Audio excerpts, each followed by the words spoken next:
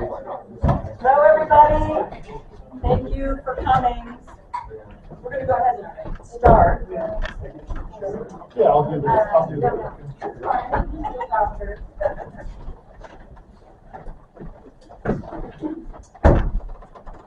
Hi, everyone. I'm Kathleen McLeod. How many people have never been to one of these PFAS meetings?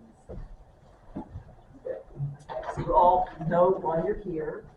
And the people in the community, any questions or whatever, there's a lot of handouts back there on a variety of topics, so help yourself.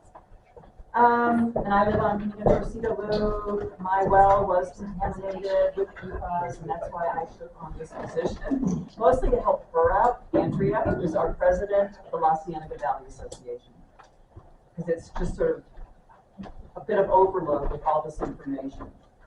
So tonight we have INTERA here, which I will introduce in just a moment. But first, we're going to do some updates. I want to announce, too, that this is November.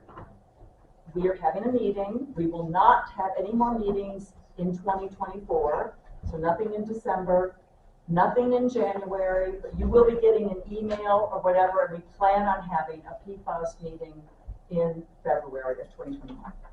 So again, we're sort of basing it on what information is available, so we're not just conjuring things to drag you all out into another meeting. So this is we're very excited about INTERA. We did not know this would happen, so we're very happy that we could actually have this meeting.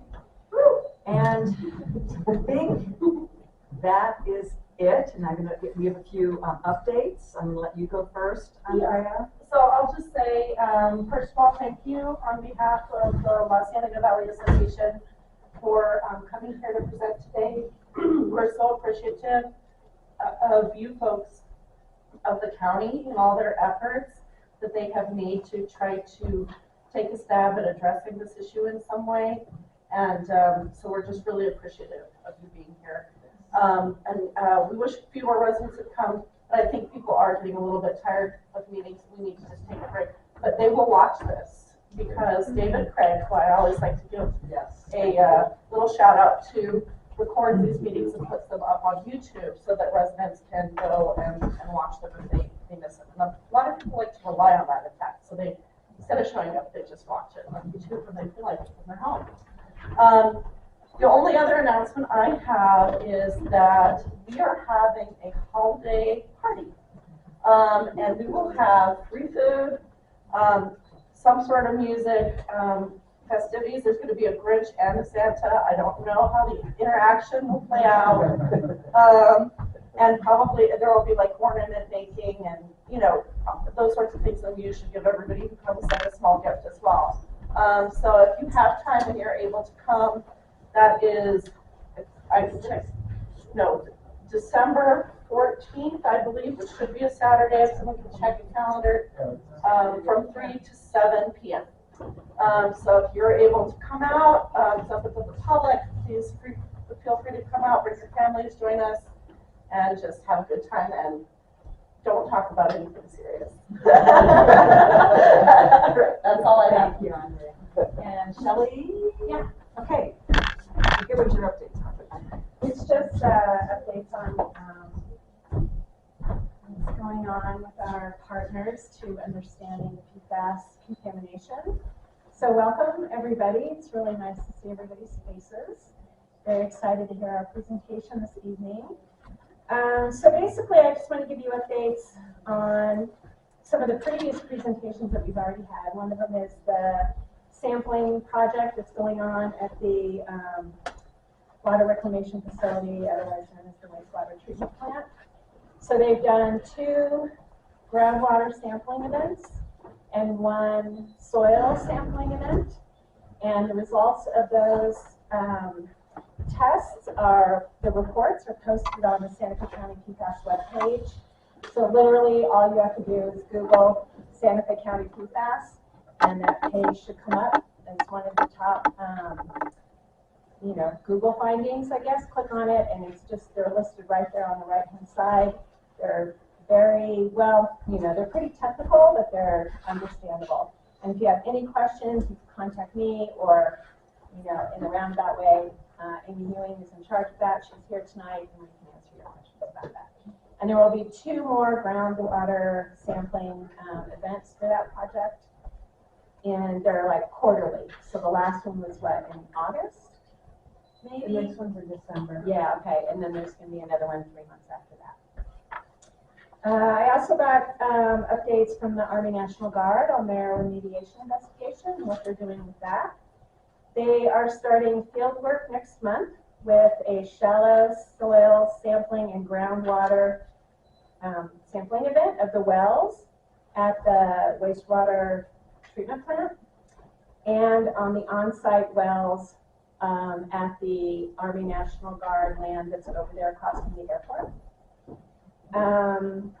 They are planning on drilling new monitor wells, but that is going to have to be held off because of complications with the subcontractor, as he put it, and due to the weather. So the deep soil sampling in the new monitoring wells will happen in the spring. The remediation investigation quality assurance project plan, i.e. their work plan, is at the New Mexico Environment Department for final approval. So they already submitted it once, and they received some feedback on things that they needed to work on. So they made the edits that they needed to, and now it's back at NMED.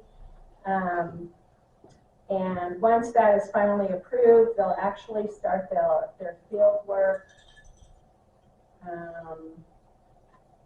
That's that. And then the community involvement plan is currently being written, and I don't know how many of you were interviewed by them or how many of you came to their presentation, but they will have a restoration advisory board that will be made up of community members, not just residents, but also like city, county, people who have an interest in this work. And so once that plan is done being written, then they will reach out to members who express interest in being on that advisory board and start that up, and they figured that would happen in the new year. So the balls are rolling very slowly, but they're happening. And actually, you know, I'm pretty impressed on the things that have occurred, seeing the things that we didn't know about 6 months ago. Are there any questions about that we can answer? All right, with that, I will let Kathleen introduce our presenters for this evening. Okay, INTERA. I wish I could say I actually know what the acronym is, but I'm just going to read this. INTERA Incorporated is an international geosciences and engineering consulting company specializing in solutions to environmental, water resource, and waste management issues. INTERA began working in New Mexico in 1989 and began collaborating with Santa Fe County in the late 1990s. INTERA has been hired by Santa Fe County to characterize the extent of PFAS contamination found in the La Cienega communities, identify PFAS sources, and evaluate remediation and mitigation options. Does that cover it? All right. Without further ado. Thank you so much, Kathleen. Well, Kathleen stole a little bit of my thunder, but I'm grateful for the introduction, so thank you. Thank you all for being here tonight. My name is Karen Flores, and I'm with INTERA Incorporated. It's really great to see so many community members here today. We're grateful for your time, for coming out to be with us, and grateful to know that also lots of folks will be watching this later on. I also want to say thank you to Shelley for helping coordinate and getting all of this together, and also the other members of Santa Fe County that are here this evening. So thank you, Brett. Thank you, Travis, for being here. As Kathleen mentioned, INTERA has been contracted by Santa Fe County to investigate and address concerns related to PFAS contaminants detected in domestic wells in the area. Our work will focus on understanding the extent of the contamination through detailed sampling, identifying potential sources, and developing possible options for remediation and mitigation. We know how important that this issue is to you and to your community, and we were committed to conducting a thorough investigation. Tonight, I'm joined by several of my team members who bring expertise in modeling, hydrogeology, and field investigations. Together, we're here to explain our project, answer your questions, and provide clarity on the work ahead. We want this to be an open conversation, so please feel free to ask questions. And with that, we'll get started. So here's a quick look at our project team and some of our project members. One thing you'll notice is that INTERA is part of a larger project team, including JSAI and Western Environmental. So we'll be teaming with these folks to further our investigation. And right now I'll just start by introducing some of our team members who are here tonight. So Joe Gallimore, you'll stand up and just briefly introduce yourself, please. My name's Joe Gallimore. I'm a geologist by academic training. Been with INTERA for about 20 years, in the business for about 30 years, working on investigations and remediations of sites contaminated with various contaminants, including PFAS. And next I'll introduce Joe Tracy. Hi, everybody. I'm Joe Tracy, and Joe G is a tough act to follow. I'm a principal geologist with INTERA. I've worked there since 2000, and as we mentioned earlier, we've worked with Cienega County for many years, so I really appreciate the trust they're showing in us in this project, and we look forward to meeting you all tonight. Like Karen mentioned, this is supposed to be interactive, so please ask questions as we go. And next I'd like to introduce Linda Price. Hi everyone, my name is Linda Price. I'm a senior hydrogeologist at INTERA, and I've been with INTERA since 2007, so quite a while too. And my role in this project is basically leading the field program, so leading the sampling program and developing the sampling analysis plan.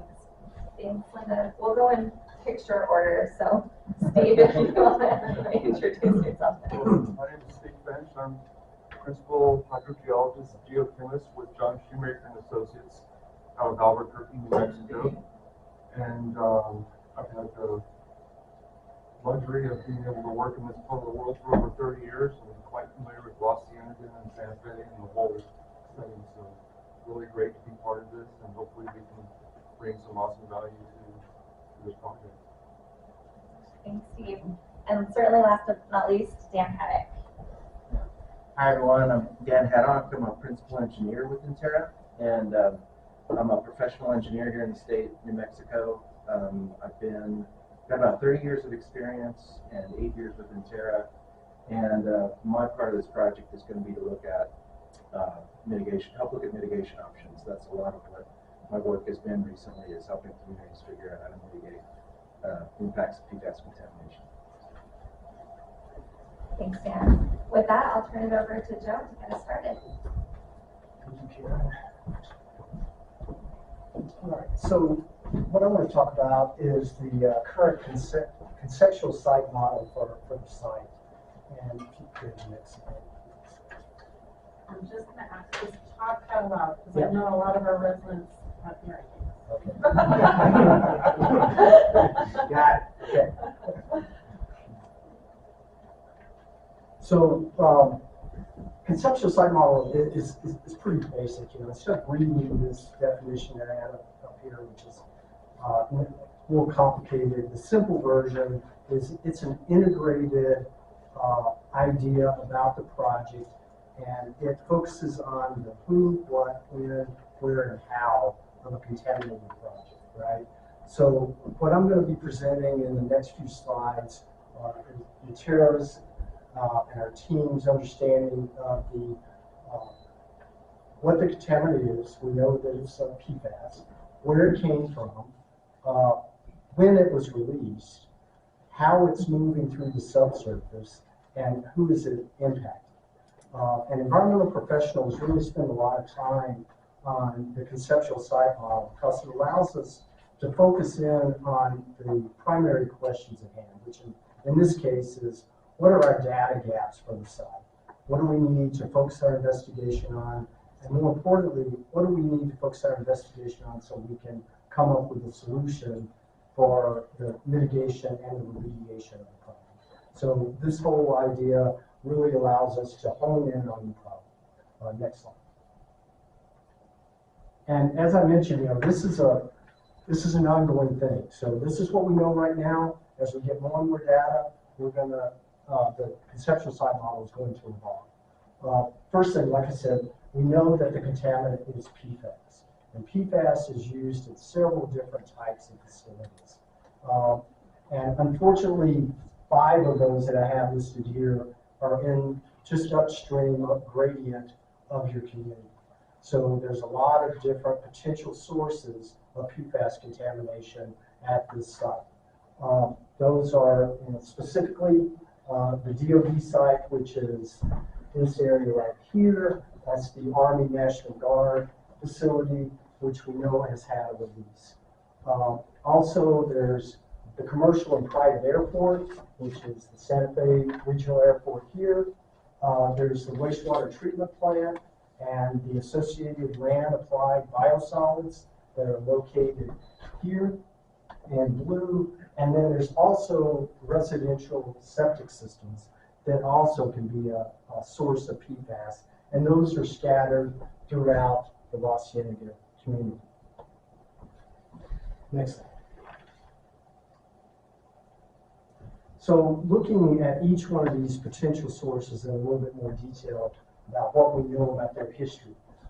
First, the Army National Guard facility, this facility here. First, it was constructed in 1979, so that kind of gives us some boundaries on when the release occurred.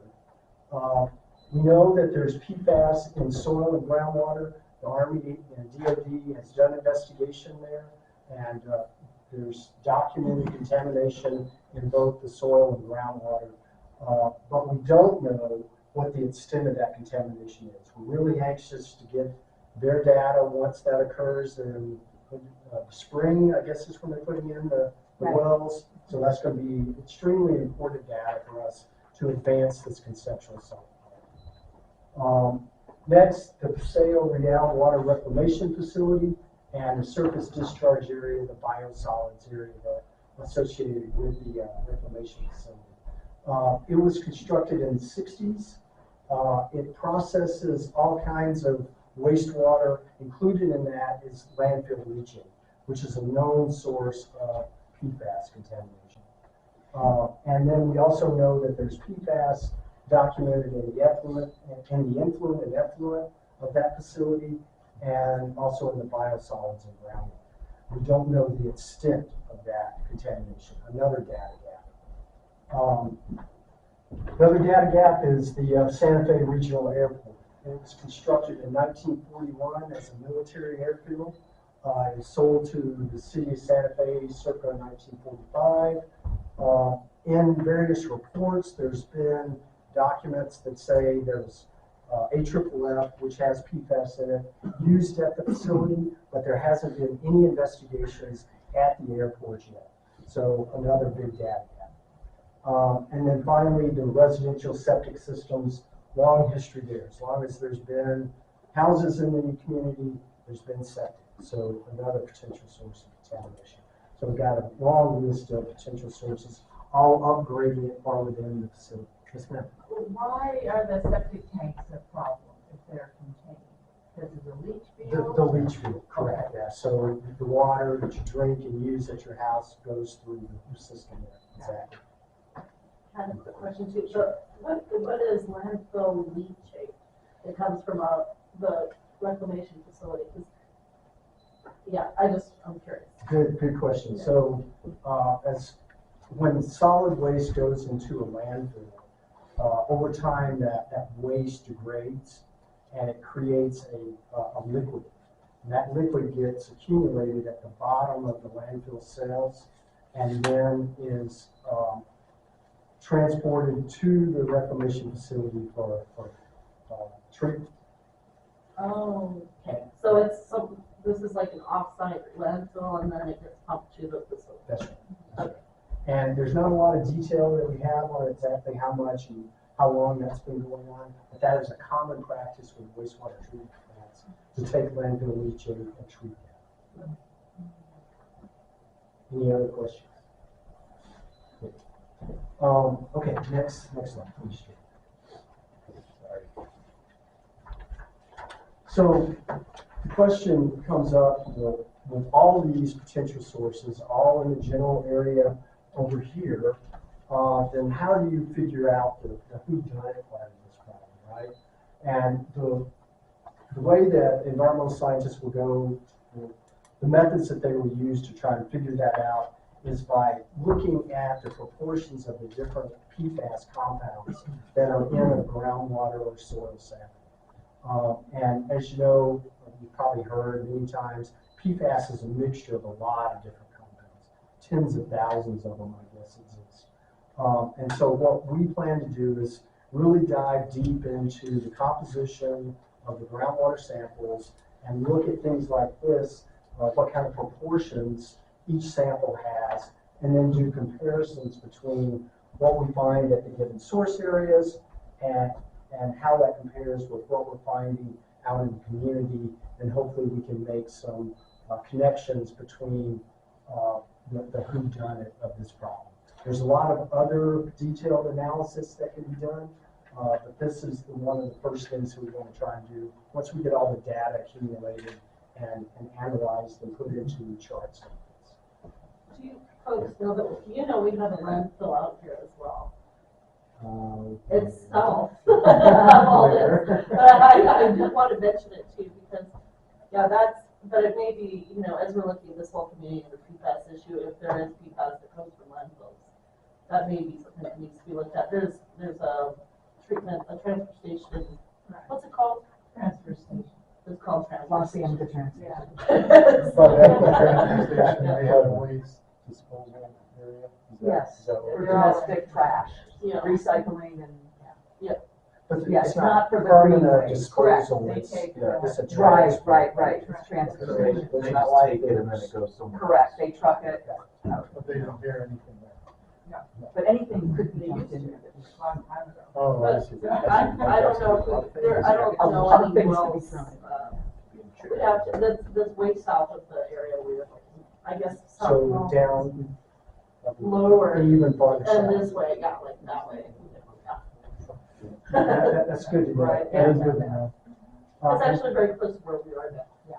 Okay, cool, thank you. Joe, next. So that's the information on the sources. A lot to figure out there. We've got data gaps, so we're going to be sorting out. Next thing is to assess the risk to the community. We need to know the extent of the contamination. That's a critical factor in the conceptual site model. And we have several samples that have been collected already, and here's some of that data on this map. So just to orient you again, so here's the Army National Guard facility, biosolids area at the airport, and then the community out here and outlined in yellow. The highest concentrations of PFAS that are in the domestic wells we're seeing, as you'd expect, close to those sources, right, in this eastern edge of the community. But we do have contamination down gradient. Groundwater flow is this way, and as you can see, there's a well out in the distal end here that is still contaminated. So we have a lot of work to do here to figure out how far this PFAS contamination goes down gradient to the southwest. Another interesting thing to note on this figure is that the contamination seems to be more on this north side. There is some over on this south side, but the concentrations aren't as high. So we're starting to develop an idea of this conceptual model of what's going on as we get more information. Some of the holes of how far south this goes, how far down gradient goes, will start to fill in. Some other interesting facts that we know right now. One, wastewater effluent coming out of the wastewater treatment plant has PFAS. It's going into the river. There are 2 perched wells at the Army National Guard facility that have really high concentrations of PFAS. So, I mean, if you just look at high concentrations, low concentrations, you know, that kind of points to in the direction of a source in this area. But what's interesting about these is the contamination is in what's called perched water.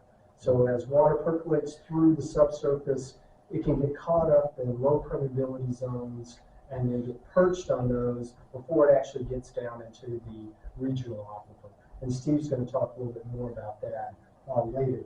But these two wells are really highly contaminated, but only in the perch zone. The regional wells that are screened below that don't have contamination.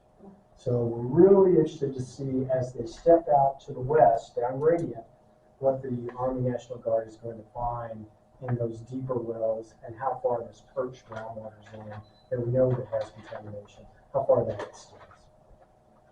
Okay, I think that's it for that. So integrating all this information into the block diagram of what's going on.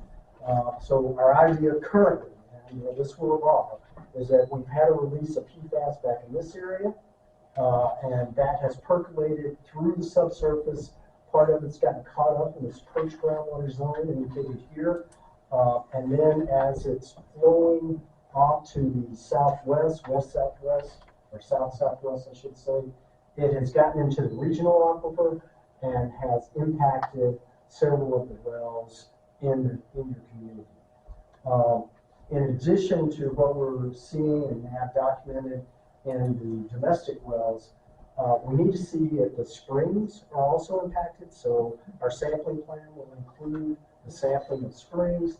It will include sampling of water in the Santa Fe River to see if that is making its way farther down gradient. And Steve will talk a little bit more about there's some reaches that are recharging and discharging that will affect that distribution and understanding of what's going on. Also, Steve will talk a little bit about the geology gets really complicated. You know, we've got a fairly nice flat layer up here, but below that there's some dipping beds. We've got groundwater flowing basically vertically down in part of this, but then as you get deeper, groundwater is actually going up. And Steve will talk a little bit more about that detail. So that's generally where we are in the understanding of the problem, and the rest of my colleagues will be talking about how we're going to address those problems. Just now. I have a question about the springs. How far are you going to test the springs? Because we have, where we irrigate, our spring is at the corner of Entrada and Highway. So we're way south of it, but we're still in Los Angeles. We have big headwaters. Steve, you got that covered? And Lynn's got that. Okay. Yeah, we That's got all the geology several. questions. I'm trying to hold off. Okay. Yeah, there's the man. Right, so Karen, you're going to talk about Dan's talking about the kind of the. We'll get back to the geology. Okay. Yeah, Dan's the tough, so The game the plan. good question, we'll make sure we get to that about the springs. Everyone, yeah, again, I'm Dan. I'm an engineer surrounded by geologists. He's very lucky. Yeah, that's one way to look at it. So there's a lot of data involved in a project like this, and I think you'll see tonight. We're actively working on several tasks, including like review and evaluation of available data, groundwater flow modeling, identification of long-term mitigation options, and sampling plan development. And this just shows a little flow chart of the different tasks we're working on and the ones that are in progress. And the work we're doing right now is really stuff that Joe's talking about and Steve will be talking about and Lynn will be talking about. This is all work that's really going to guide us in targeting where we do the domestic well and spring sampling, because we want to make sure that where we sample, we can't sample everything. So where we sample gives us the most information that we can possibly get, to really understand the problem. Next slide. So, like I mentioned, there's a lot of data involved in this effort. This slide here just shows some of the different sources. Steve and Tara, we've got some data already. There's publicly available data. There's data that we're getting from the county. There's a lot of available data. And it's important, to collect as much data as we possibly can from as many sources as we possibly can, and then to organize it in a way that we can work with it efficiently to figure out what the problem is, extend the problem, and come up with a solution and develop ways to solve it. And then I think we go back to. We just talked about data. I have one more. Yeah. So, kind of the way that we're managing the data here. This slide just illustrates in a cartoon. We're identifying the data that's available. We're collecting the existing data, preparing to go out in the field and collect additional data. Noting that targeting where to collect that, standardizing it all so that we can organize it in an efficient way, analyzing it, and then in analyzing it, we may discover that we're missing. We have some gaps and holes that we want to go back and fill. So we might actually collect a little more data. And once we have the data standardized and organized, we'll organize it in the database to preserve it. And an important aspect of this is that we'll be flagging any information that's confidential. And then that way, when we share the data with the county, it's shared in a way that's set up, to enable that protection of any, perfect sensitive information. I actually had a question about that because one thing we thought about is like asking residents for well test results. Mm-hmm. And so the issue there is that, there's a lot of privacy issues surrounding people's private wells. So anyway, I think it's good that you have some practices, and maybe it would be good for us to learn more about what those are and so we can decide if we can help with that. Okay. Any questions about this? I'm about to hand it out. All right. Who's up next? Thank you, Dan. Mr. Finch. Yeah.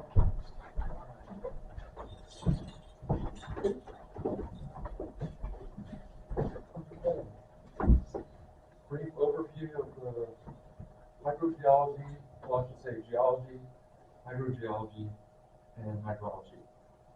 Does anybody know what the difference is between those things? Okay. Geology, that's the rocks and stuff you see within your watershed. Hydrology, that's the surface water, like the river. And hydrogeology, that's rocks and water, so that's what's in the groundwater. So we're going to talk about all three of those topics, very kind of high level. And so the first thing is this little outline here in blue, that's the Santa Fe watershed. And we are right here. This is our study area. It's good to understand, like for a geologist or a hydrogeologist, to understand the big picture first. You need to know how things are, and you focus in on the details.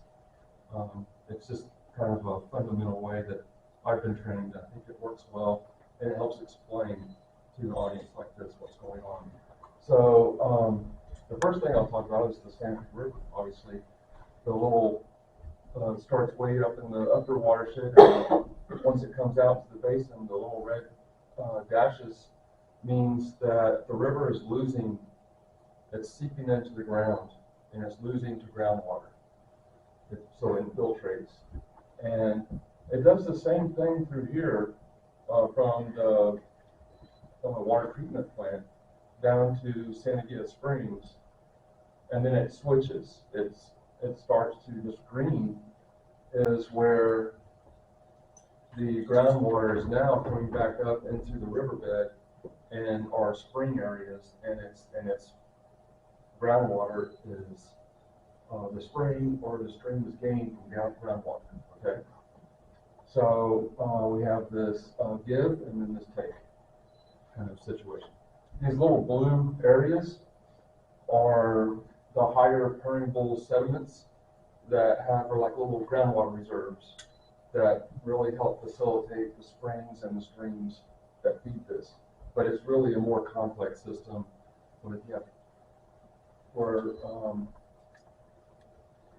If we look at it here, there's these dashed lines coming through. This is called an uplift. So there's these rocks that are uplifted, and as water is flowing this way, it forces it up to the surface.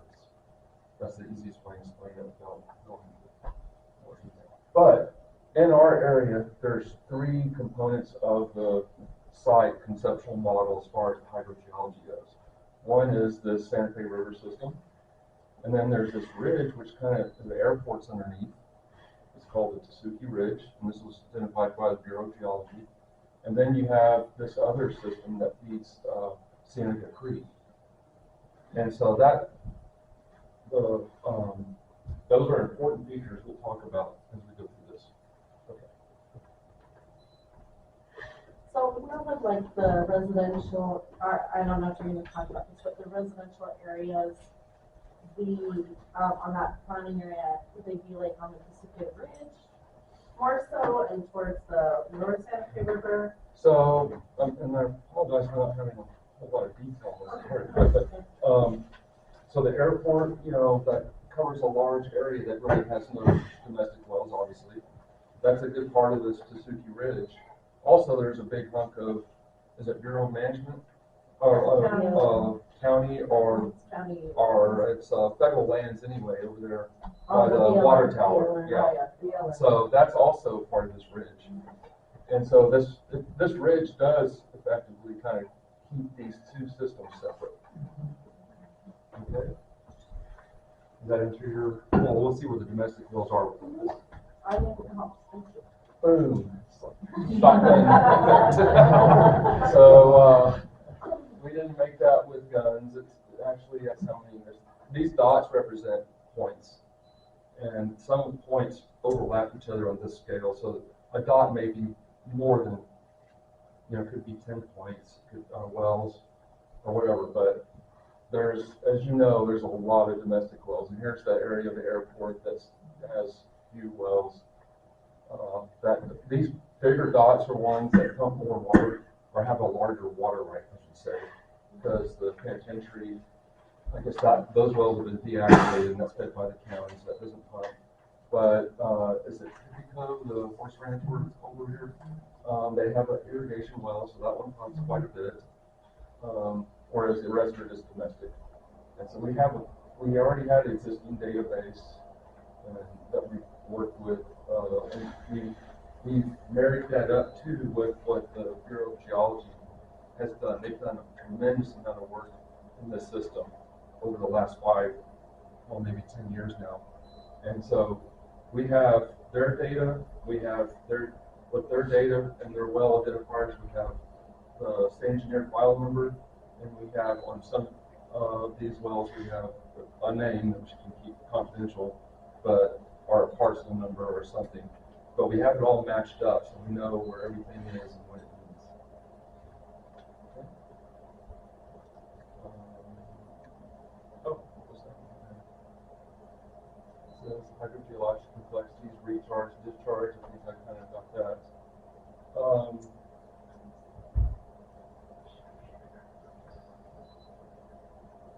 Okay.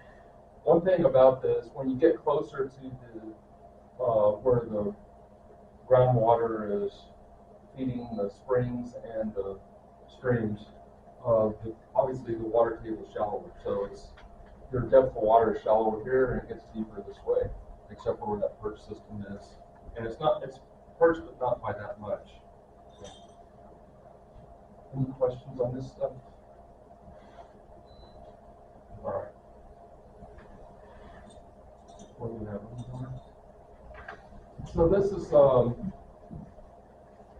groundwater contour map that we had that we took from what the Bureau of Geology has done, what we've done for the city of Santa Fe, and we all, for City of Santa Fe, we did hydrogeology of the lower Santa Fe River. It was a pretty detailed investigation explaining the hydrogeology of the lower Santa Fe River from basically the water treatment plant all the way up to the Rio Grande.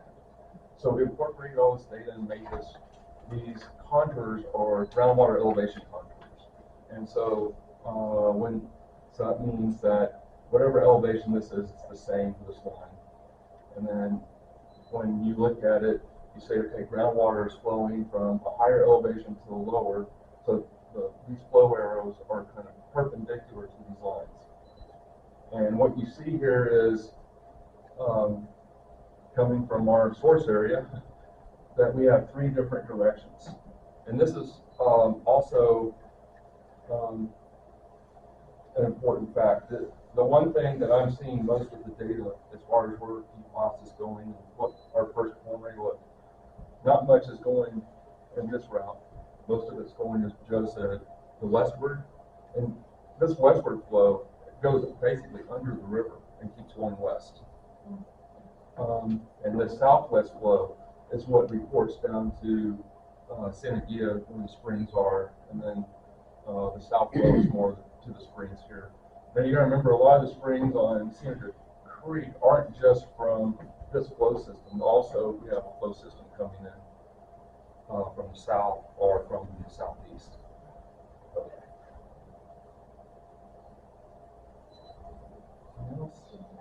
Oh.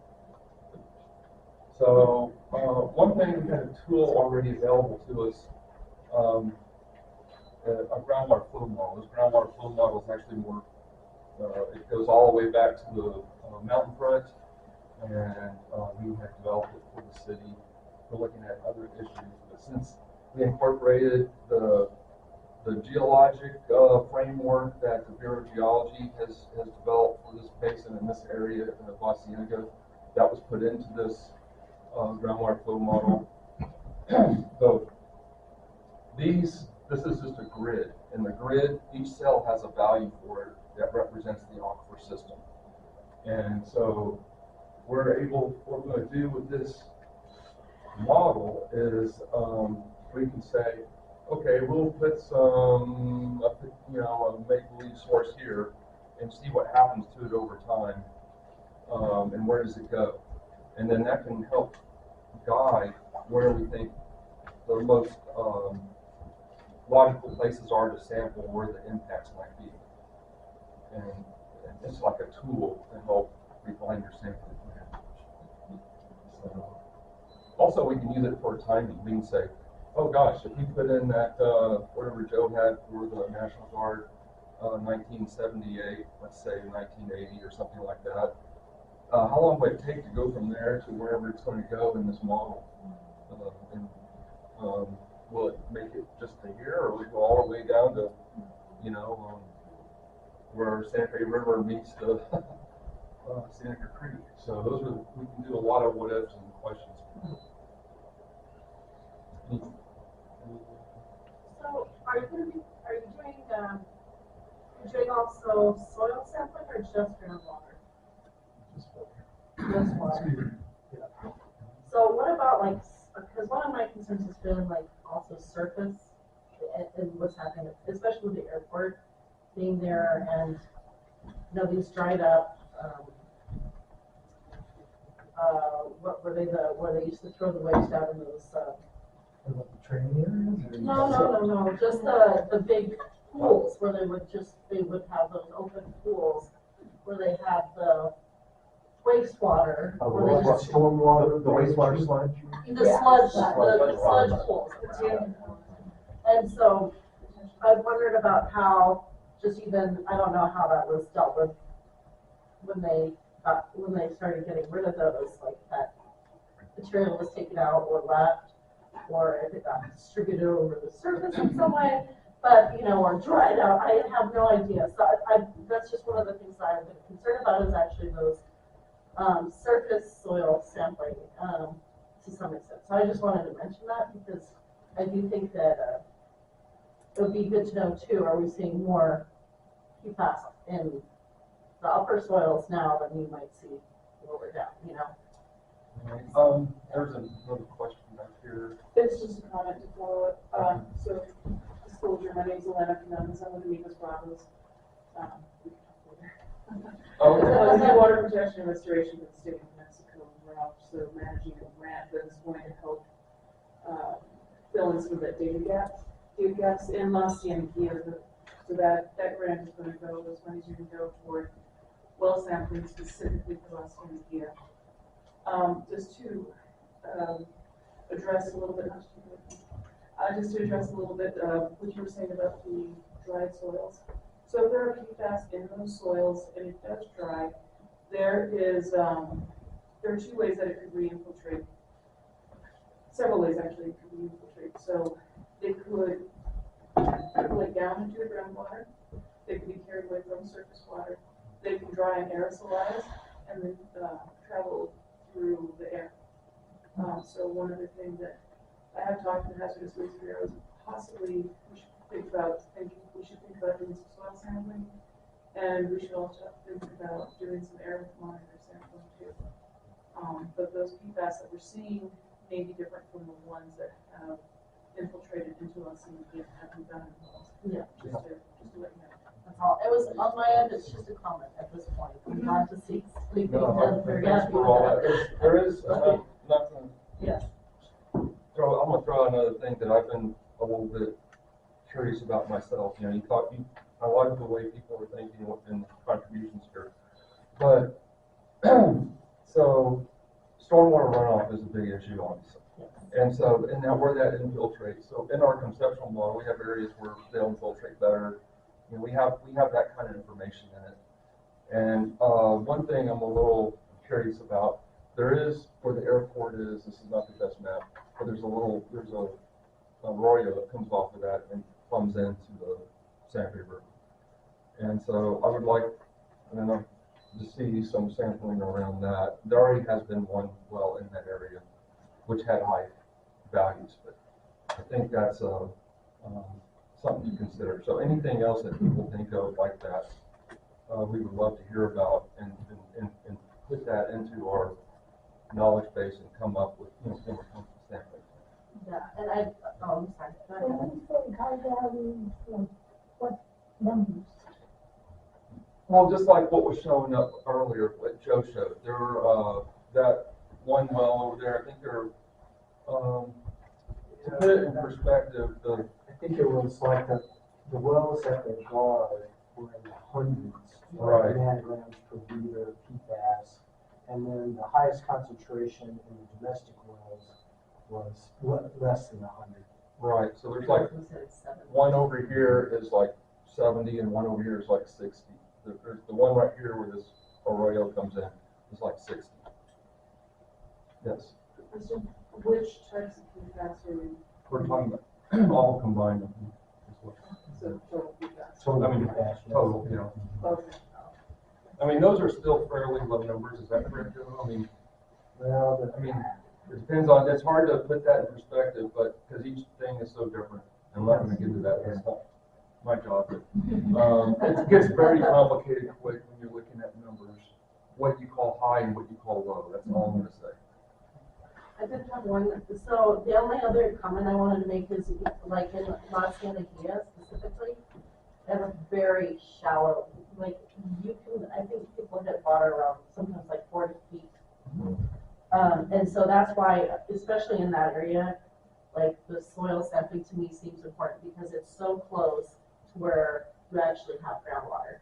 And so I was just mentioning that. And another thing that we talked about that's important with this shallow water is, and when we sample wells, we need to know how that well is constructed, because it tells us what it's representative of. If it's perhaps water that can come in from shallow, or is it sealed off and you're getting water from deep, stuff like that. So, is there anything else on the hydrogeology part? Hydrology, geology. thanks, Steve. Sure. Good job. Right, well, thank you guys for showing up tonight. It's nice to see a decent turnout.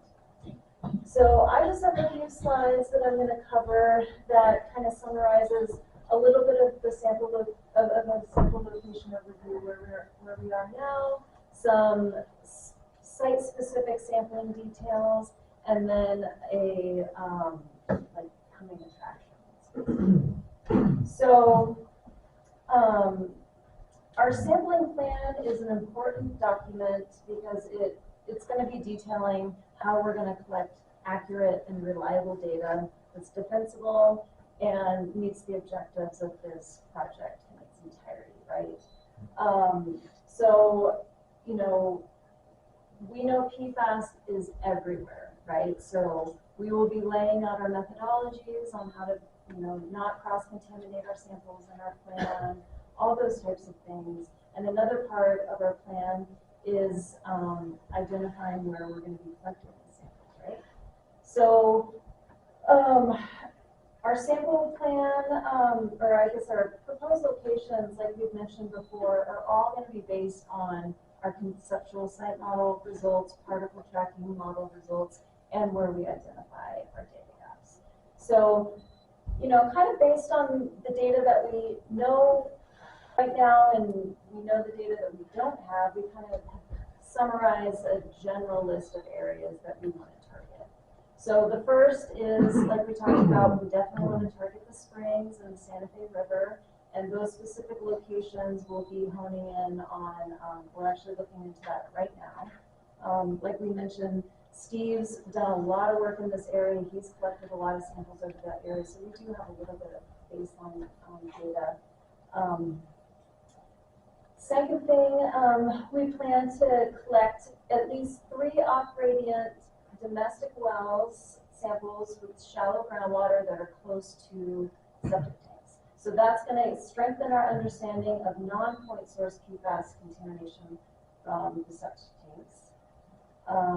Third, we plan to sample wells on the western edge of the La Cienega boundary to delineate the southwestern extent. So, we mentioned that it's not defined over there. We know groundwater is flowing in those directions, and if we're collecting data, this red circle is kind of indicating where we want to hone in on. That'll strengthen our understanding if PFAS is migrating beyond our study area.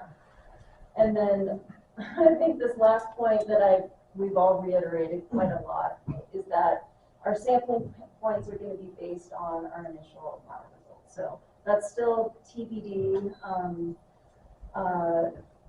We know a lot of property owners would love to have their wells tested, and yeah, we will definitely take everybody's wells into consideration. But yeah, the model results and our data gaps will mainly be dictating where this will happen. All right, so I wanted to cover a few site-specific sampling details.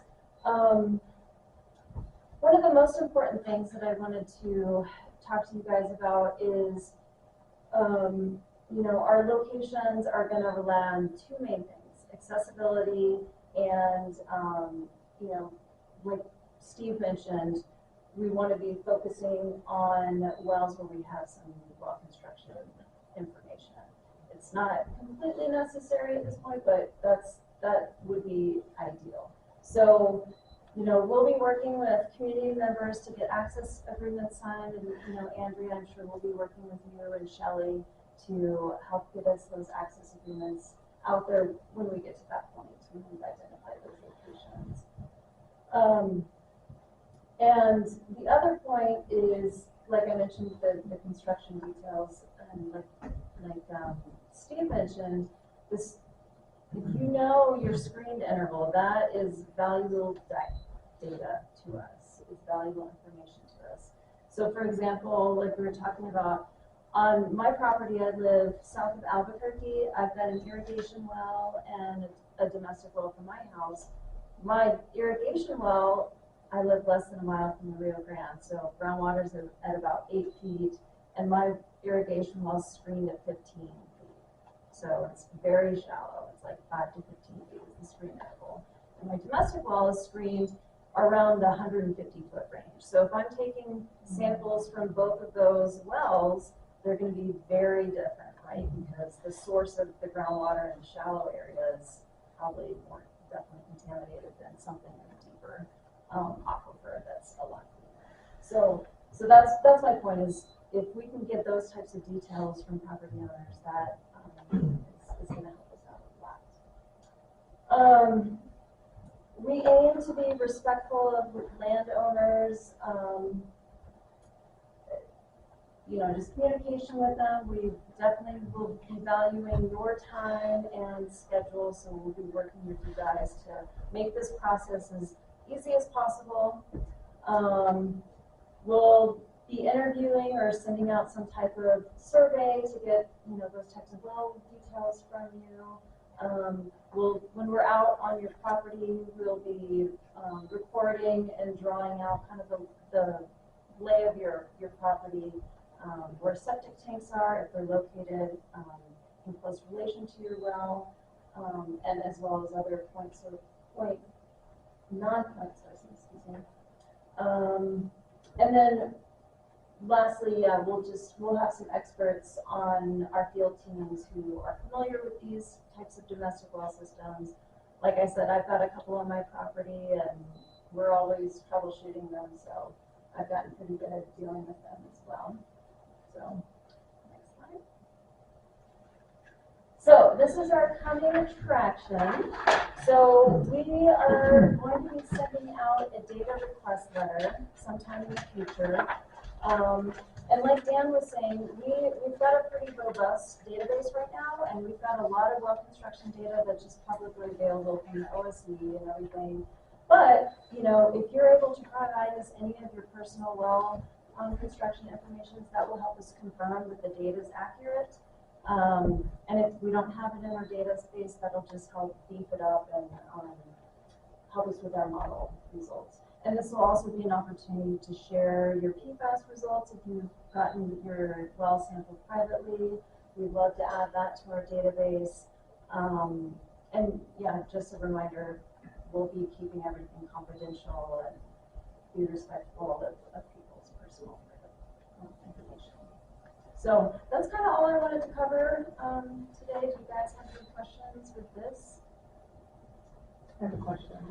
So when you sample the springs, do you take it out of multiple places as the water flows, and approximately, how do you figure out how far you go? And yeah, so we've currently identified, I think, 9 locations, and usually with a surface water sample, you're collecting a grab sample. So you want to collect it in an area where the water's flowing, kind of more in the deeper part of the area. You definitely don't want to collect it in stagnant water, right? Because it's more concentrated. So you want to try to collect the most representative sample that you can from surface water. So I mean, I personally haven't been out to the springs. Steve definitely has. But yeah, I mean, I imagine us literally putting our sample bottles in the water, in the flowing water if possible. so do those springs flow all the time? Well, there's different, it depends on, some that are springs are actually subs for irrigation, right? And then in the winter, they may be more like springs. And there's so many different varied versions of this. And one of the more difficult places to sample would probably be Cienega, because the spring area is not, well, it's hard to really identify because it's so overgrown now with the vegetation. You've seen, if you drive down the road there where the Santa Fe River goes under and Cienega Springs on the west side, that's all flooded out too. So what we're really, what we may be sampling really is a lot of, some portion of the effluent with it. That's just what's going to happen. Yeah.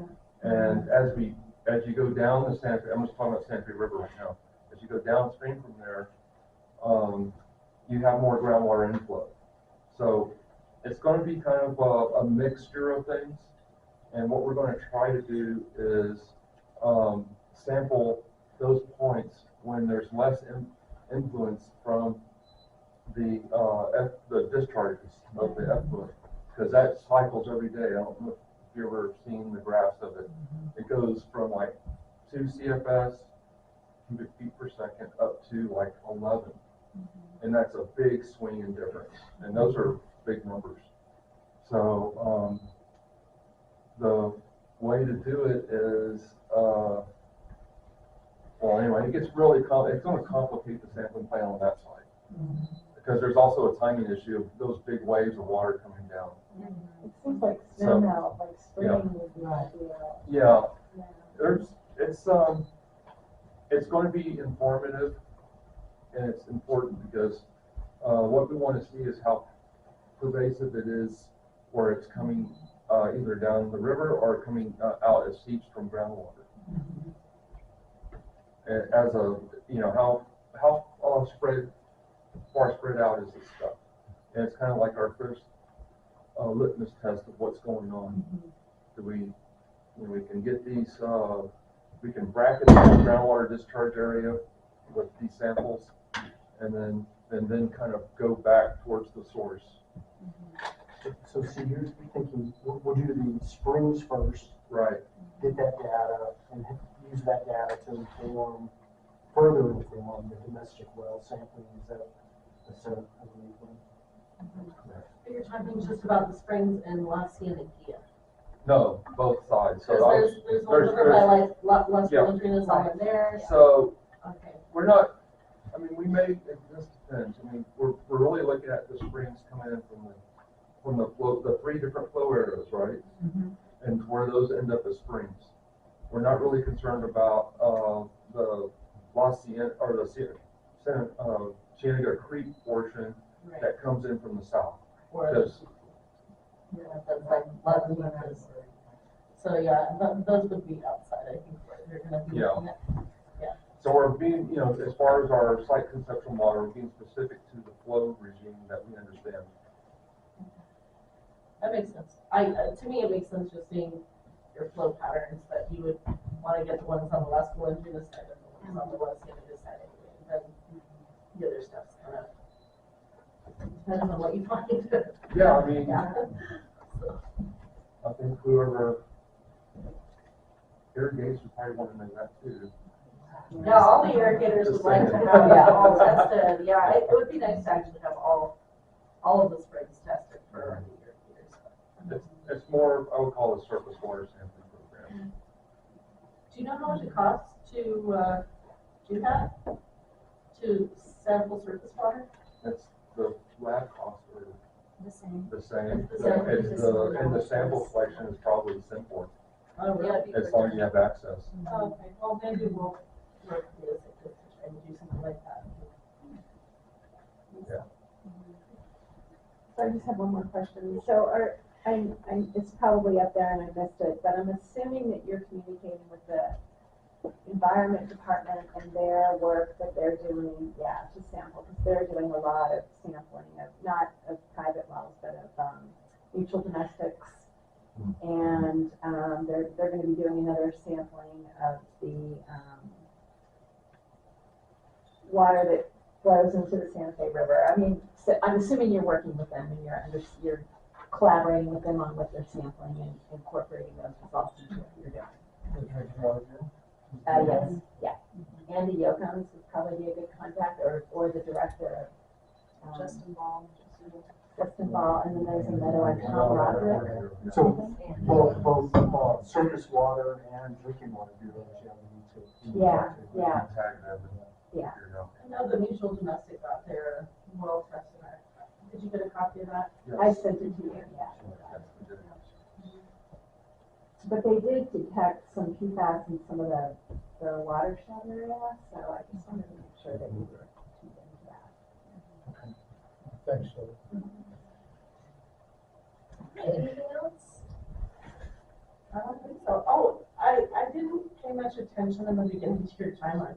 What is the timeline, kind of the anticipated timeline for at least this portion of the work to be done?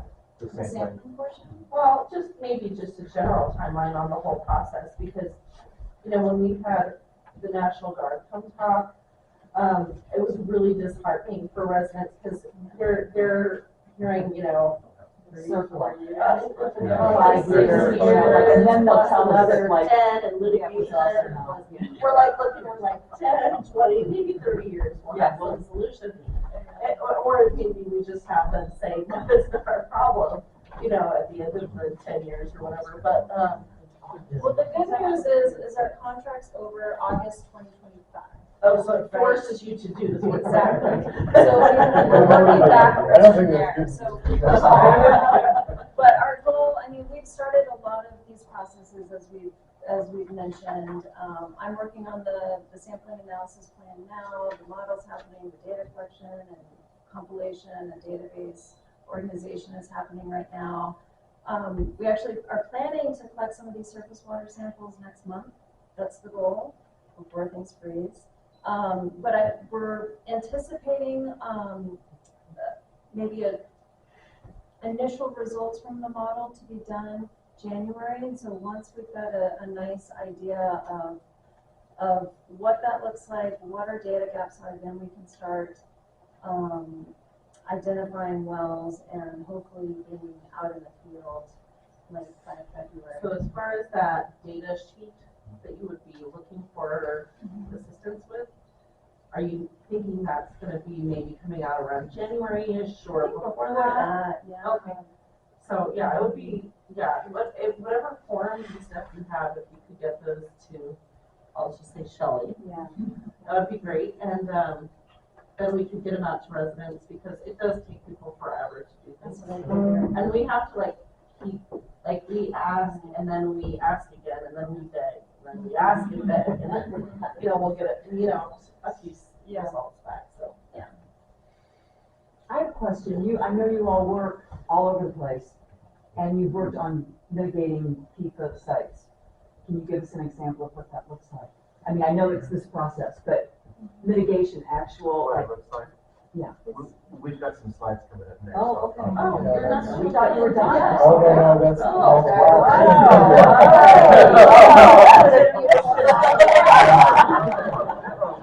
We're not planting, right? Yeah. All right, so I think, we can queue up that. Thank you, Linda. Yeah, thank you.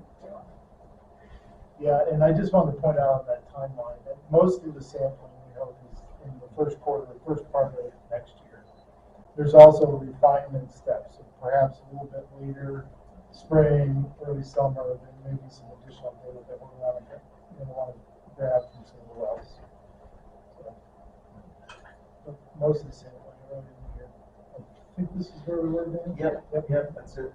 So, so to talk about, this, everything we're talking about, of course, is all leading up to figuring out, short-term and long-term ways to solve the problem. And this is just a kind of another version of the task, just showing as they move along. It's all leading, we're all leading towards coming up with long-term mitigation options that, are sustainable long-term ways to ensure your water supplies are safe. And many of you have already taken the short-term measure of installing household point of use POU or point of entry POE treatment devices. And the point of use would be something you have like on your sink. And I know this has been talked about, but maybe one or two. Yeah. So I won't spend a lot of time on this. But There's some new people here. Is this useful for you? I don't know, like, there are some new people Okay, here, so, okay, yeah. great. Yeah, so there's easy to deploy. This is something you can do quickly, and it's a really, as long as you get a device that's certified to remove PFAS, either by NSF is like probably the best thing to go to. There's other certifications, but one that's certified to remove PFAS. They can take all kinds of forms. You can have one in your refrigerator, in your sink, your counter. There's some that treat the water supply for the whole house, everything inside the house.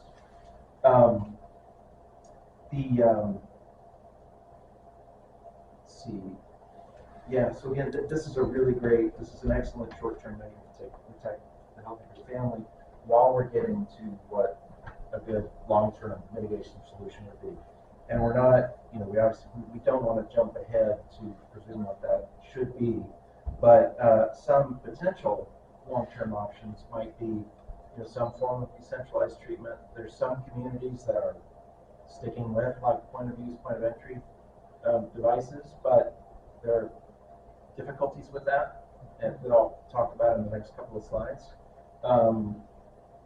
Deeper wells may be an option. Joe told me I should ask Steve whether that's actually true or not, but in some places, going deeper can be an option, getting away from the contamination. I think we're gonna find out if that really is an option. Yeah.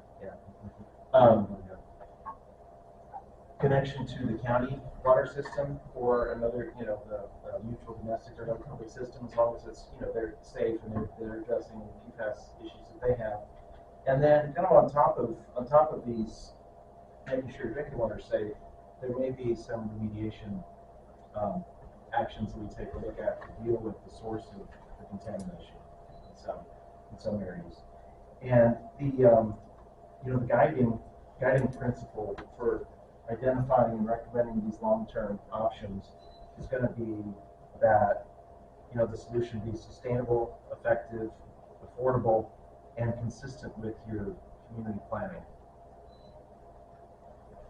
So what would Next slide. remediation look like? Like, is there an example? Like, what does that mean? Remediation. Yeah. What Remediation. Yeah, okay. like, I mean, just an example, and I'm not gonna tie you into Yeah, it, yeah, that's Jill, not what I please. need to do. I just wanna be able to Yeah. understand. Good question. It's an evolving thing, but the systems that I'm aware of, they're basically pump and treat, right? You pump out the contaminated water, send it to a treatment system, and then you discharge that treated water. But there's all kinds of problems that go along with that because the materials like you're talking about right here, they accumulate this PFAS, to get it out of the water. Well, then what do you do with that? So it's a cycle that has to be evaluated. There's also some systems that they leave it in place, but they just sequester that contamination in the subsurface. So it doesn't move into areas that have a higher risk for human health adverse effects, right? So in our example, a curtain, if you will, of this granulate activated carbon in the subsurface, in the aquifer, that keeps the contamination from going farther down grade. The problem with that is, then it doesn't go away. It's just staying right there. So, you still have that mass of PFAS in the subsurface. And so how long does that carbon last? At some point, are you going to have breakthrough? And then the problem presents itself again. So there's not a lot of foolproof methods like with hydrocarbons where we can put in amendments to degrade it into some kind of innocuous chemical. These don't do that. They stick around forever. It's the forever chemicals. So it's a very complicated process. Yeah, it's certainly evolving, and it all kind of what we're going to learn through the sampling and the characterization of the modeling is, to do something like that, there needs to be like a concentrated hotspot, that's causing a lot of problems. Let's take care of that. If it's diffuse, it may not be practical to do any kind of remediation. Right. So like if it was going from that perched groundwater into the main system, you might be able to cut it off somewhere there and keep it in the perched area. Right, yeah. What about dilution, or putting other water that's not contaminated in there to make the concentration lower? Is that something that people do? I mean, injection's kind of a bad thing anyway. That's generally kind of frowned upon because you're not really addressing the problem. You're just kind of moving the problem away.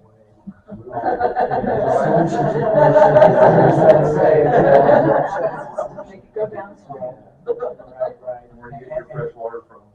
Exactly, So, especially here. but it is something that to look at. Generally, you want to try to take care of the mass, get it out of there. But PFAS presents a lot of unique problems.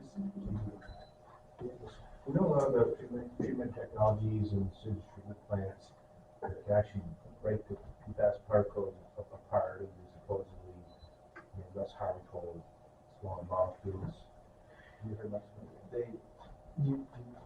There's so most all the treatment processes that are like removal processes. So you remove it, you concentrate it, and then there's the destruction processes, and that's really, people are still really trying to figure that out. And there's different ways to do that.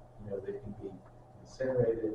There's electrochemical processes that are being studied. I just came from a conference in Chicago where I sat through 3 hours sessions on new technologies that are being developed there. But the destruction, once you capture it, then you got to do something with it, and the destruction is difficult. And there are companies right now, like a lot of water utilities that are treating to remove PFAS. What they do is the PFAS gets collected by the media. Somebody comes and picks it up, takes it away, and they basically incinerate it or regenerate it and then deal with the concentrated. But there's very few options right now that can be done like at a plant or in a community. But it's evolving. It's a cost question too. That's a cost question for sure. Yeah, it's evolving quickly. So with taking it out, treating it, and then putting it back in, are you using injection wells to put it back in? Or how does that get back into the groundwater? Because that's just the question I have. So, I don't know, I've heard about people putting water back into groundwater systems through injection wells, like in oil and gas industry. Oh, yeah. And so, which I don't think is a good practice because it can cause earthquakes and we're very close to pushing it down. But anyway, that's just one of the things that I heard about. So I was wondering, once you take it and treat it, then what happens? How do you get it back into the system? Do you release it back to the river and let it naturally go? Do you inject it somehow, or how does it get into the system? You mean for like if you have a utility that's treating PFAS to remove it, what do they do with it? Let's just fantasize about the fact that me and the city of Santa Fe and the county get this new wastewater treatment plant that's straightly managed. Right, and maybe they can put the PFAS contaminated water and treat it at this new facility and then bring the water back into the system somehow. So that's just a very high level thing. Just contemplating, Well, right now, when wastewater utilities talk about treating PFAS, they're really, or water plants, they're really just talking about removing it from what's being discharged. That waste is still there. They still have to deal with that. So are they just removing the water and then there's less water? Is that the way it works? Well, actually, I think it'll help to go through these. Okay. Sorry, I keep thinking you're at the end of the presentation. No, because these technologies are, so what I was going to present here is, this is just a little bit that this might be useful. This is, the point of use systems that you have in your home use one or more of three different treatment technologies. And these are also these same treatment technologies are also the most common ones used in full-blown, like water treatment plants or wastewater plants. So the first one is granular activated carbon. And this is like a simple Brita filters do not remove PFAS, but a Brita filter is a sort of carbon filter. So what happens is you get the water with the PFAS entering it, the PFAS molecules stick to the carbon, and that continues over time, and it starts to fill up with PFAS. Eventually, it gets to a point where it no longer all sticks. And so you start to get breakthrough, and the PFAS starts to, it comes in, some of it sticks maybe, but then some comes out. If you wait too long and it completely fills up, you can even have situations where you have PFAS coming in and more is coming out than is going in. Because it hasn't gone anywhere, it's still in that cartridge. So what this means, for you and in your homes, when you have these systems, is it's extremely important to follow the manufacturer's recommendations on when to change those cartridges out. Because they don't protect you from anything if you leave them in too long. So that's just an important point about this. Next slide.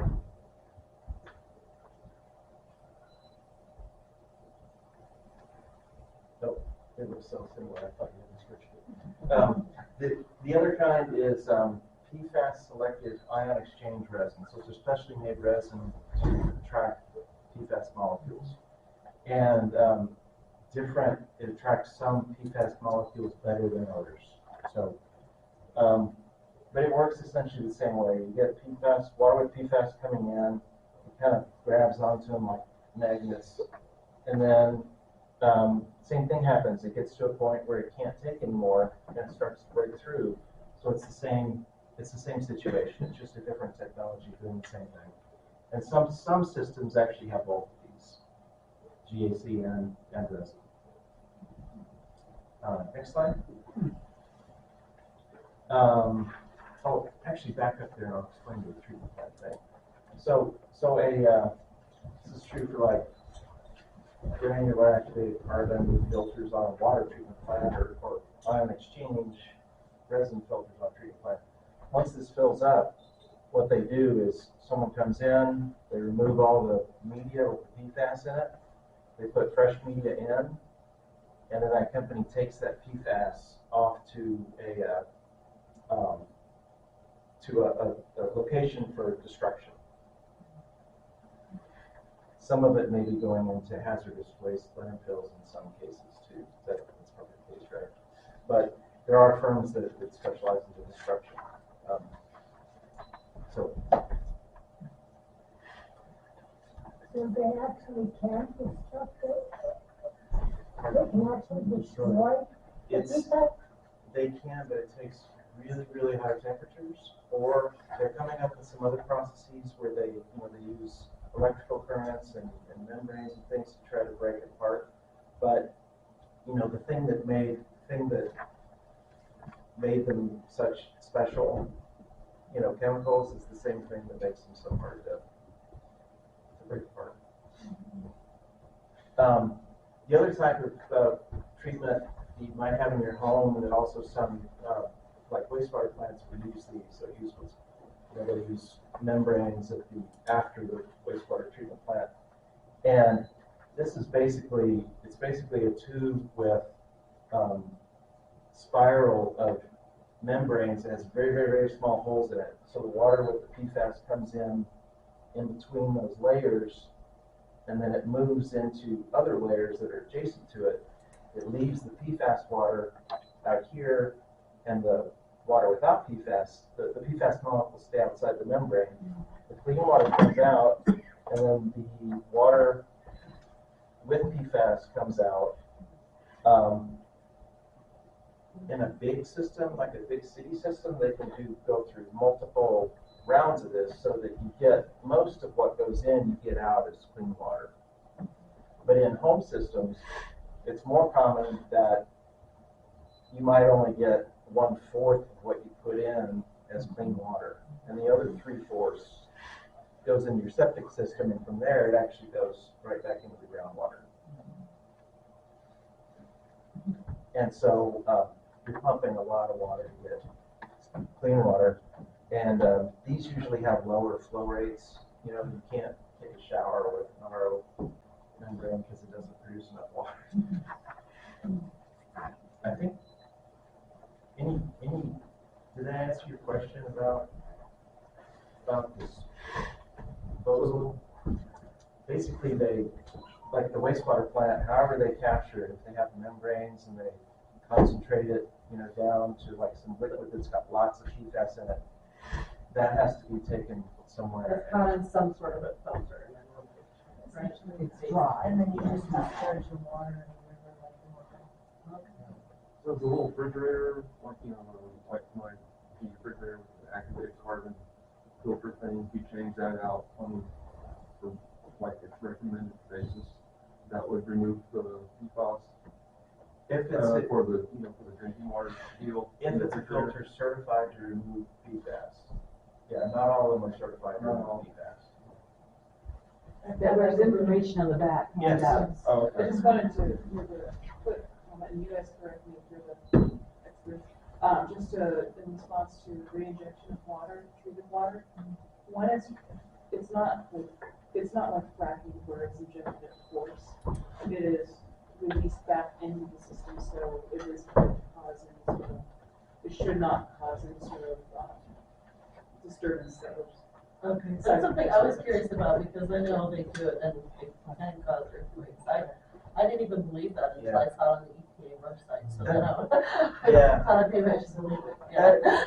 That is a common Yeah. way to dispose of waste streams from treatment plants,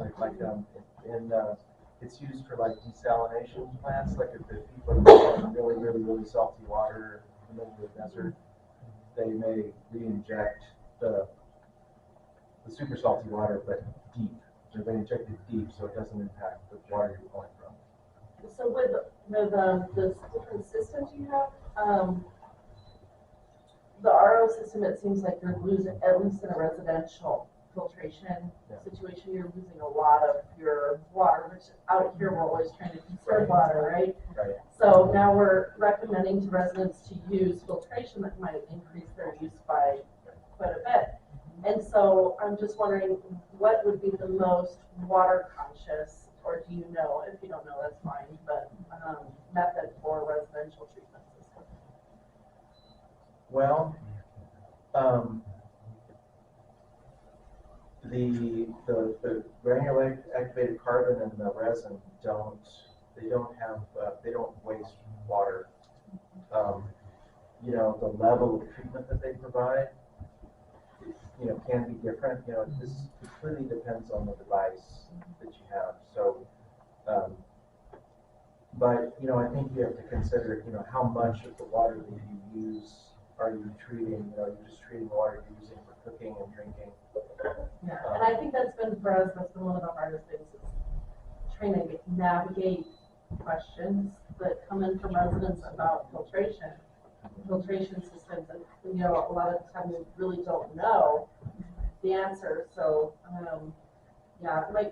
anyway, that's just something I just have one more quick question. I'm wondering, like, these remediation examples that you provided, are these the same remediation techniques that like DOD looks at? Like they're just the common remediation methods that no matter how large or small the issue is, they use these same remediation solutions. So if it's like what's go ahead, like what's happening in Clovis, right? Like they Cannon Airport, yeah. Yeah, so these three are used for treating water that people are using. Yeah, right. No, but you gave an example of remediation, the larger remediation we're talking about, different practices. And, is that the common one that everybody looks at, or like and pump and just treat, DOD? these are the same kind of treatment methods that they use, but just like you say, it's at larger scale. Right, right. Plus, they're processing hundreds and hundreds of gallons a minute, where your system is, 5, 10, or less gallons per minute. So it's the same thing. But I think DOD is also looking at a lot of, they're interested in protecting their fence line, basically, right? Right. So they want to keep the contamination contained on DOD property and try and keep the contamination going into the supply wells, like at Clovis, where the irrigation and the dairy farms have been impacted. Right. So their risk management is to try and just keep it within the fence line of the DOD facility. And that's where that injection of a carbon material building a curtain in the subsurface in the aquifer will do just that. I see. Yeah. Okay, thank you. I don't know, I don't want to ask too many questions, I've already done Sorry. some. But I was going to say for that, you had that one illustration that kind of showed, it was like a chunk of earth, but I'll just call it a chunk of earth. There's probably a term for what that map was called. But it showed the perch aquifer, and what I'm kind of curious about is, what is, when people are putting in new domestic wells, are they potentially is that perch aquifer across the whole? No, it's really localized. Okay. It's on that Suzuki Ridge, and it's localized to that. Area. It's not really, I haven't seen any indication of perch aquifer in the being domestic well expanded. areas. Okay. We just want to announce that it's 7:40, we always say it's 7:30, but so people want to leave, don't feel like you can't leave. Sorry for going over. No, we're a little bit late on starting, so I don't know if you all want to continue for maybe 10 more minutes? We're happy to stay. Yeah, wherever you guys want. Okay. What do you, I see some people look like they're ready to go. yeah, no, absolutely. But also too, That's why I said- does anybody who hasn't asked a question yet, have anything they wanna ask? Even if it seems, pretty, like, basic, ask any question, really. No? Yeah, the filtration we've been over a million times, Just what is so that? really, I was really glad that we reiterated, like you have to change your filters. Right. Yeah. And what's interesting is I have a GAC, whatever, activated carbon filter at the well, and it has no monitoring, like I have no idea what's going on with it, you know? The one of the RO system in the kitchen has little blinking lights, little things I can check, and I can order them on Amazon, and, like I can manage that one, but when it comes to the other one, it's a little bit smoke and mirrors to me, other than I chose a local company and I can just go, hey, or spend $500 to get it tested again, which I kind of need to be doing every year now. We had a question in the back. Yeah, hi. I live near Cochiti Lake, and I'm concerned about the Rio Grande River and the Cochiti Dam. Frankly, from what I've heard about the Cochiti Dam, is you shouldn't even look at it if you don't want to catch something. Not with PFAS, but the question I have, is there any PFAS concerns or efforts to look into places like the Rio Grande River and the Cochiti Lake Dam area? I thought the Surface Water Quality Bureau has been addressing that on the surface waters of the state. And that's where I would be my first inkling to go is ask them. Yeah, they have, I think they started a program for that. I can't remember exactly what it is. Do you know anything? The USGS also recently published a report from sampling data up and down the Rio Grande throughout New Mexico. So there might be a little bit of information depending on where the sampling points were for that area as well. I will say we did collect a sample for the BDD, the Buckman direct diversion, or Ross sample from the river basically, and then after it was treated, and we didn't have it for that sample.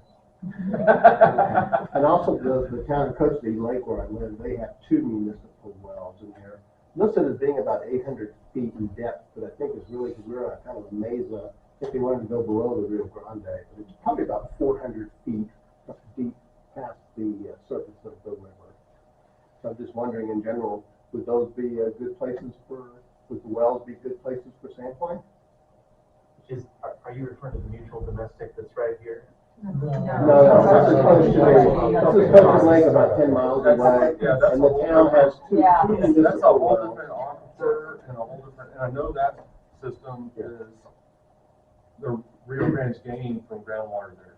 And so, and where those wells are, your water's coming not from the river, but from the runoff from basically the Hamus Mountains. Yeah, I believe so. Yeah, but I think we're gonna be reaching out to the Surface Water Bureau, so they have data for Cochiti Lake will ask. Okay, thank you. It's municipal limits, that's a regular filter if you want to do it. Is it a mutual domestic? Is it a mutual domestic? Well, yes and no. We're on tribal property. Things get really complicated. If the tribe decides they don't want something, they don't have it. Yeah. Some of it. Your environment department, your water quality department, the tribe, and then probably Okay. everybody's with the state. I understand. Yeah, in an ideal world. Okay, thank everybody. Yeah. Oh, thank you Also for the say thank video. you, I'm really honored to have all you. Yeah, thank you. Thank you. Thanks for having us.